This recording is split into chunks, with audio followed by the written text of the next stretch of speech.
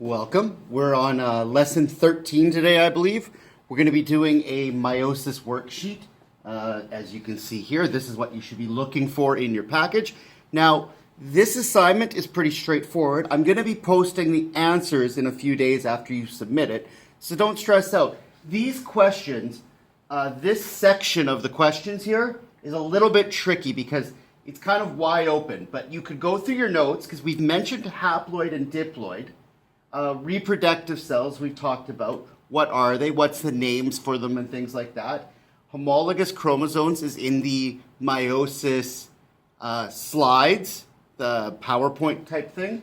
And body cells, that's a little bit tricky. But what I'd like you to do for this section is to actually focus on, use a human as an example, okay? So we know that in a body, like don't worry about this right now, I'm just kind of giving you some notes here. The human body cell has 23 pairs of chromosomes. A human sex cell has just 23. So this would be 2N and N. So when you're doing these answers here, okay, a reproductive cell, you could say, would you say it has 2N or N? Probably N. Diploid cell, 2N, haploid cell, N, and give a definition of what each is there. Don't worry too much. We're going to be going through these answers. And then the second part, once you do the basic definitions, you know, saying N, 2N, and what a sex cell is, and what a body cell is, and things like that. Also, when you're talking about body cell, talk about, does it use mitosis or meiosis? When you talk about a reproductive cell, does it use mitosis or meiosis? The second part of the sheet is just this kind of stuff down here, where I'm going to give you a diagram of what's happening, and you're going to have to name each phase. And the nice thing about this, folks, is that it goes in order, so there's nothing too crazy.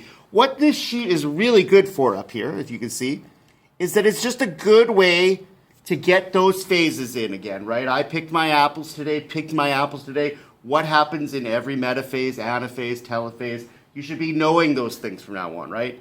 I picked my apples today. You should know what those interphase, prophase, metaphase, anaphase, and telophase. You should know what those are. But this is just a nice place to take all those 10 pages of notes and put it all on one sheet with the most important stuff. I will be giving you the answers.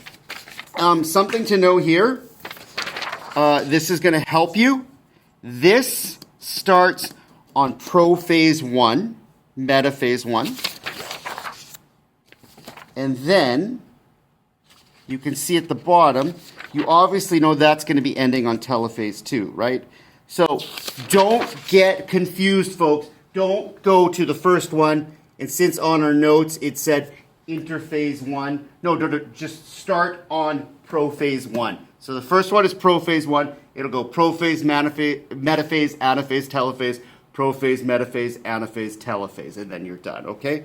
So don't get too worried, but take the most important stuff, and I will be giving you the answers. So good luck, submit this, and then check the answers, because I will tell you the definitions and the most important parts of each phase that you need to know for tests and things like that. There's no way you could have 10 or 20 pages of slides memorized, but on this page, what we can do here is tell you what is the most important stuff that you need to kind of keep fresh in your mind at all times. So good luck. We'll see you soon.